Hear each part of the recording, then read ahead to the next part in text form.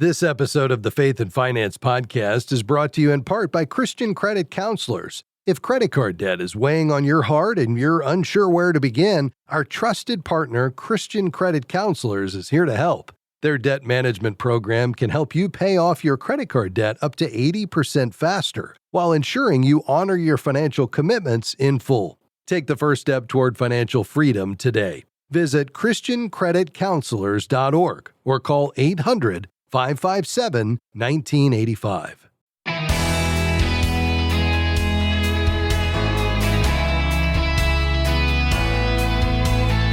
What do Bigfoot and credit reports have in common? Well, they're each the subject of many myths. Hi, I'm Rob West. Well, we don't know much about 8-foot furry creatures, but we can dispel some of the folklore about credit and credit reports. Neile Simon is here to help us do that today, and then it's on to your calls at 800-525-7000. That's 800-525-7000. This is Faith and Finance, biblical wisdom for your financial decisions. Well, we always enjoy having Neile Simon with us. She's a certified credit counselor with Christian Credit Counselors, an underwriter of this program. Neile, great to have you back. Thanks for having me on the show. I'm glad we're tackling this topic because there are certainly plenty of credit report myths out there that you're going to dispel today. But why do you think this is so important? Well, it's important because some people are scared of credit. They're afraid of debt or getting in too much debt, and they believe that credit is bad. But the reality is that credit can be a very useful tool. And now more than ever, your credit score is important, especially when it comes to insurance companies and employers. Yeah, that's a good point. I mean, there are rules we talk about. I know you follow them, Neile. We only want to use credit for budgeted items. We want to make sure you and your spouse are on the same page. And there are some dangers here. But as you point out, credit can be a very useful tool, and your credit report is the key to that. So let's dive into these myths today. The first one is that paying down your debts will make your credit report instantly pristine or perfect. Why is that a myth? That's because establishing a good credit score takes time, because your credit score is a history of payments and it gives the lenders a snapshot in terms of how responsible you're using your debt. Keep in mind that improvements take time. Yeah. What's most important is that you keep paying your bills on time. Yeah, which is why anyone who says they can, quote, fix your credit overnight, you should stay far away from that person. That's right. All right. The next myth is that credit counseling destroys your credit score. Boy, we have so many listeners calling in asking this question, so clear this up for us. Sure. So credit counseling does not impact your score negatively. And in fact, it's a neutral mark on your credit score. And being involved in a credit counseling program alone isn't what negatively impacts your score. What impacts the score is closing the accounts. So what you need to be aware of is that when you're choosing a credit counseling agency, you want to make sure they're a nonprofit and that they're accredited. And I encourage you, don't waste your money on fancy credit monitoring or identity protection. You can monitor your own credit for free. Yeah, that's a really great point. And it's important to note that debt management or credit counseling is my preferred way for you to get out of debt. And that's why we're so delighted to be partnered with Christian Credit Counselors. You can learn more, of course, at ChristianCreditCounselors.org. Now, the next myth, Neile, is that canceling credit cards boosts my credit score. Boy, a lot of folks are surprised by this one. Yeah, so creditors want to see at least 2 or 3 pieces of active credit, and closing credit card accounts won't help your score, but it actually hurts your score. And the reason for that is because the available credit will decrease and lower your score, not raise it. I always tell people who have zero balance accounts, as long as the creditor is not charging you an annual fee, keep it open because it will help your score and improve it. Yeah. Now, if you decide you need to close one because it does have a fee or you just have too many to keep up Right. with, perhaps consider only closing a couple of them every 6 months. It will be temporary, that decline in your credit score. It will come back. But I think you make a great point here, Neile, that a lot of people just don't understand that closing that account will pull your score down slightly. All right, this next one needs some explanation, and that is that too many inquiries hurt my score. Tell us more about that. Sure. So once upon a time, that statement was true. But now credit bureaus are recognizing that people are shopping where you have multiple inquiries in a short period of time if you're shopping for like a car or a mortgage. So you have a 45-day period where you can shop multiple creditors and it will only count for one pull.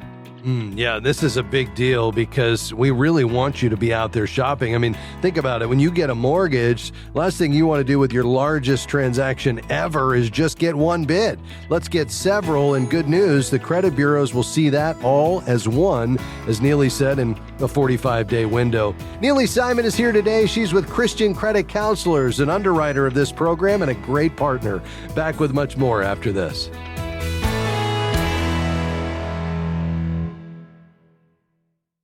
We're grateful for support from Guidestone, whose diversified suite of investment solutions align with Christian values to create positive change in the world. More information is available at guidestonefunds.com/faith. Investing involves risk, including potential loss of principal. Carefully consider the investment objectives, risks, charges, and expenses of Guidestone Funds before investing. They're distributed by Foresight Funds Distributors, LLC, which is not an advisory affiliate, a registered investment advisor, nor do they provide investment advice.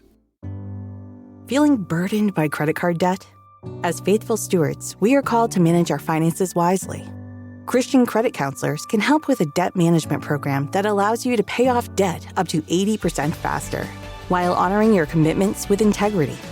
Don't let debt hold you back from the life God has planned for you. Take the first step toward peace and financial freedom today.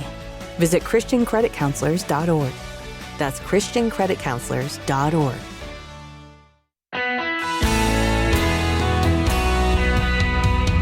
I'm so glad you're with us today on Faith and Finance. With me today, my friend Neile Simon. She's a certified credit counselor with Christian Credit Counselors, an underwriter of this program. Boy, Christian Credit Counselors has been a wonderful partner for a long time. Literally hundreds, if not thousands, of our listeners have used them to get out of credit card debt once and for all. Credit counseling is my preferred way. If you have more than about $4,000 in credit card debt, sliding those cards into this program, reducing the interest rates, paying one level monthly payment is going to help you pay this off 80% faster.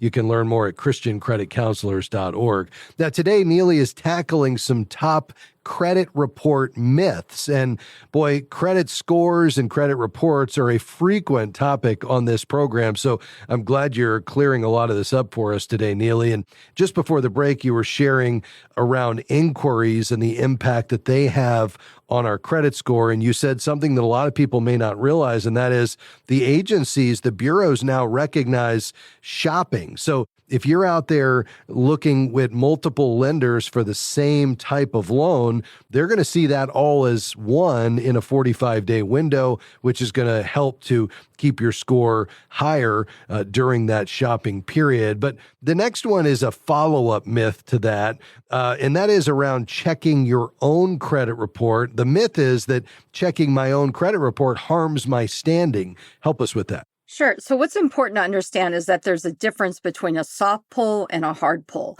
So a hard pull will impact your credit score, and it happens when you're applying for credit cards, loans, or mortgages.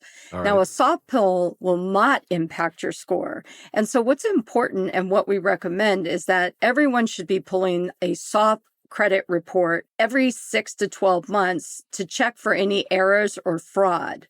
Now, a credit counselor can help you achieve this by pulling a soft pull, but what you really want to do is avoid companies promising free reports. You want to go directly to the credit bureaus themselves, or you can go to annualcreditreport.com and run all 3 credit bureaus for free. Yeah, and that's a really important reminder, Neile. Annualcreditreport.com is the only resource that's from the government that provides free credit reports. Everybody else would be a third party unless you go directly to the Bureau. Again, annualcreditreport.com. All right, Neile, here's one myth that maybe is not quite so prevalent, and that is credit scores are locked in for 6 months. Right. So a FICO score is very dynamic in the sense that it's always changing. So scores change as credit reporting data changes. So the score will recalculate each time a file is pulled. Okay. Yeah, that's helpful. All right. Continuing to work our way through these credit report myths. And this next one sounds like it should actually be true, but it's definitely a myth. And that is, I don't need to check my credit report if I pay my bills on time.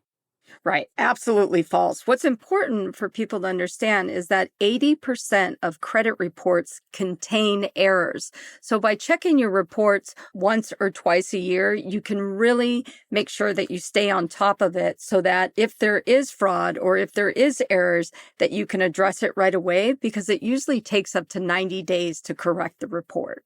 Very good. All right. That's helpful. Okay. Here's another myth. All credit reports are the same. Absolutely not. So what you need to understand is that the three major agencies, Equifax, Experian, and TransUnion, all use the FICO score, but the formula is a little bit different and it's different per category. So if you go and shop for a car, your score is going to be different from the car score than it would if you were going to shop for a mortgage loan. And also what's important is that agencies update their records at different speeds. There's also inquiry activity used like addresses, phone numbers, and employment status, which are forever changing as well. So what's important is that when you pull your reports, make sure to pull all three so that you have a complete understanding of who and what you owe and making sure you eliminate any errors. Yeah, that's exactly right. And depending upon which lender you use, they may use one bureau over another. They may use one credit score that's calculated an entirely different way than another. And so it's important to monitor all three. That's great advice, Neile. All right, next up, and these are myths related to credit reports. This one is that a divorce decree automatically severs joint accounts. Right. So what's important to understand is that a court decision on dividing debts does not impact the creditor. So often we see at Christian credit counselors, when people have gone through a divorce, the debts are split up. And what happens is if both people are on the account, if one person falls delinquent, it's going to impact your scores. So we always recommend, if you're in this situation, make sure the accounts get closed. And if you're able to either refinance or, if you have a car or a mortgage, it would require that you refinance it to get the other person off. But certainly if you're an authorized user, make sure that the primary removes you from the account, because too often you'll end up getting negative impacts based on someone else's behavior and decisions. Okay. Yeah, that's very helpful. All right, Neile, this next one might surprise some folks, and that is that bad marks come off your reports automatically in 7 years, but it's a bit more complicated, isn't it? That's correct. Only some bad news comes off in 7 years. So a Chapter 13 bankruptcy will stay on your report for 7 years, and a Chapter 7 bankruptcy stays on your report for 10 years. Accounts in bankruptcy can be deleted after 7 years after the first missed payment. But what's important too is that paid off or closed accounts without delinquencies will stay on your record for 10 years, which is great because positive information will stay on record longer than negative information, which benefits you as the consumer.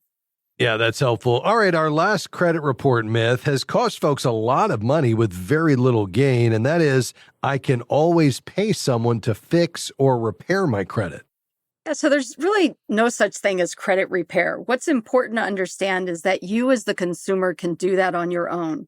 Because what happens is if the information is factual, then it cannot be removed, such as a late payment. Credit repair companies send dispute letters to reporting agencies. Agencies can ask the creditors to verify or document the disputed information.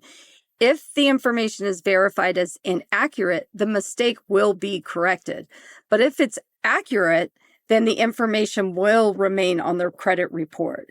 So the client still has to pay the credit repair company, even though they weren't able to produce any results. So consumers themselves can write these dispute letters directly to the creditors. And at Christian Credit Counselors, we have a resource tab on our website if you want to see template letters and provide you with some more tools in order to do this on your own. All right, very good. Well, this has been so helpful, Neile. I know you've cleared a lot of this up for us. Tie a bow on this. Sure. So correcting credit myths sets the record straight on credit reports and scores. What's really important is that you educate yourself and you gain the knowledge so that you can manage your credit correctly. Learning how to manage your debt and repay credit helps achieve life and financial goals. Accurate information promotes financial success and freedom. That's well said, Neile. Folks, if you are struggling with credit card debt, reach out to our friends at Christian Credit Counselors. You'll find them on the web, christiancreditcounselors.org, or call 800-557-1985. They've worked with hundreds of our listeners, and I'm so excited about the work they do. Go ahead and reach out to them today. Neile, thanks for being here. Thank you so much for having me. That's Neile Simon with Christian Credit Counselors. We're back with your questions after this. Stick around.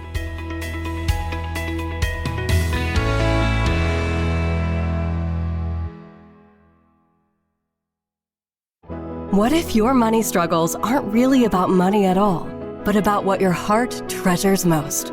That's the focus of Our Ultimate Treasure, a 21-day devotional written by Rob West. Through daily readings grounded in Scripture, he invites you to discover the freedom that comes when God, not money, becomes your source of peace, security, and joy. You can pick up your copy or place a bulk order at faithfi.com and click shop. Faith and Finance is grateful for support from Sound Mind Investing. For more than 30 years, they've offered financial wisdom for living well. SMI provides step-by-step guidance for do-it-yourself investors, from those just getting started to those getting ready for retirement. More information, including a short video webinar on profit and peace of mind no matter what's happening in the market, is available at soundmindinvesting.org.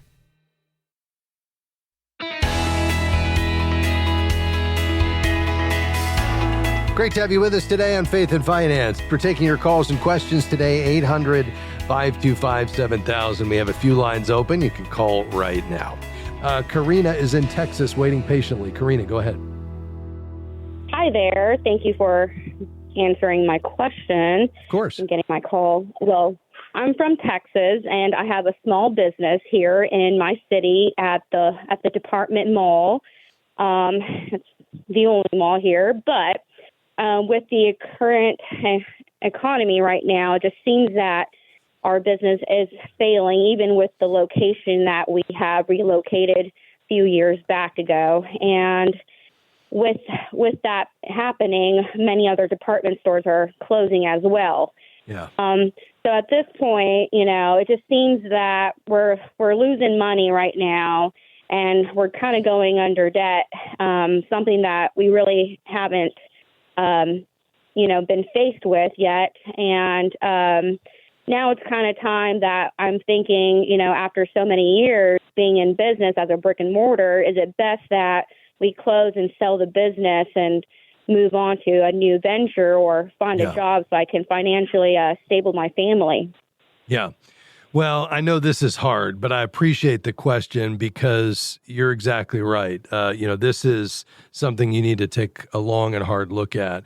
And let me just give you some rules of thumb that I think will make this clear. And it sounds like you're already headed down this road anyway, even though this is a difficult decision to make because we get emotionally and financially invested in our small businesses and they're hard to let go. And there's a grieving process really that comes with that. But I would say, first of all, if the business can't pay you a living wage, that's the first rule of thumb that signals it might be time to shut down. If after 10 years, you can't reliably pay household expenses without debt and it's requiring personal credit cards or loans to survive, that's a strong signal the model isn't working. Even if it has in the past, it's not today. Second, you're subsidizing the business with family money. It's draining your savings. You're skipping retirement contributions. You're taking on personal debt. A healthy business needs to serve the family, not consume it. Third, the business has no clear path to profitability. So I would ask, what specific changes might I expect in the next 6 to 12 months? More revenue, higher margins, fewer hours. And if the answers are vague, that's, not a strategy I'd move on. Number 4 would be if the stress cost outweighs the financial benefit. It's causing anxiety or marital tension. I would say that's another one. And then, I would just say, lastly, you going out and getting a job, if that would stabilize the family, stop debt accumulation, restore predictable income, then, that's just wise stewardship. At the end of the day, the business is not, part of your identity. And I think we need to reframe the conversation, the question. It's not just, can I hang on a little longer? It's, is this business serving my family or is it slowly harming the family? Because the business is a tool, to do that. And the moment it stops doing that without a clear path to changing that, then I think, we need to think about that exit strategy. So I feel like you're probably at that point, just what I'm hearing. Obviously, you can't, you need to be the one to make that decision. But, just based on some of the things you're describing, I think if we're not there, we're close to there. And without a path forward, with some real confidence in turning this around, I would say it's start to think about unwinding it. Right. I am there and ready and looking for a buyer, but it is hard knowing that God sent you this idea and this feeling of opening this business for your community and then having to close years later and not providing for your community and following through what God wanted. But I hope that he gives me the strength to close and find a new passion. Yeah, I hear you in that. And I think that's right and well said. And obviously, God gave us work as a part of his creation. Remember, Adam and Eve were to keep and cultivate the garden. And so work is a part of God's plan. We're to be productive. God is a worker. We see that on display in creation. We're to be workers. He creates out of nothing. We create out of the latent potential of his creation. And we use that to, create human flourishing and to love our neighbor and to provide goods and services that are good and serve people. And that's a part of God's plan. But it could be that this business was for a season and he's now using this to redirect you to something else. But you can be confident that as long as you're working as unto the Lord, you're fulfilling that, responsibility that we all have to be workers and to bring God glory. And I think in part you could use this as saying God's closing this door and therefore he has something else in mind for me. And so I'm going to pursue that and bring him glory in that additional context. And so I don't think you need to for a moment think God's disappointed. I'm letting people down. You're following the leading of the Lord. And one of the ways he redirects us is often through the financial story, the stewardship. And we know that you need to be a good steward as a part of God's plan. So I hope that's helpful to you, Karina. I know this is not easy, but I'm confident the Lord will provide. James 1:5, if we lack wisdom, ask God and he will provide it richly. And so make this a matter of prayer, and I'm confident God will direct you. Thanks for calling. Let's go out to Virginia. Hi, Richard. Go ahead. Hi. I've just got a question. I'm trying to balance out biblical priorities. We have always paid our tithe on the gross, and we got out of debt, saved for another primary home, but we ended up having to get into a small mortgage to get that primary home. So we've been in it for a little while, and it's got some repairs that we have to get done to maintain the home. Yeah. And it just dawned on me, I'm wondering, when we sold the other home and bought this home, there was a profit. It's not taxable. But I'm wondering if we should be paying a tithe on that. I'm trying to balance that with stewardship of maintaining the home because these repairs have to be done. And, like I said, we still have a small mortgage, so I'm also balancing that with the priority of paying off debt. And I'm just wondering, with those three things, is it necessary to pay a tithe on that? The two homes are unrelated when it comes to a tithe. So I love the fact that you've been a consistent tither. That's great. A tithe is on the increase. The word tithe means a tenth, even though in the Old Testament there was multiple tithes, in fact, 3 of them. But if you want to honor the Old Testament tithe, and I like that as a starting point for your giving systematic on the increase, it really wouldn't affect that new home purchase. You would simply look at that prior home and you would say, what was the increase? And the true increase would be the selling price minus any improvements that increase the value of the home minus the selling price, minus the original purchase price. So sale price minus improvements over the life of the home, minus the original purchase price. That's going to be your increase. And if you wanted to tithe on it, that's what you would give on. Big thanks to my team today, Devin, Robert, and Taylor. We'll see you next time. Bye-bye. Faith and Finance is provided by FaithFi and listeners like you.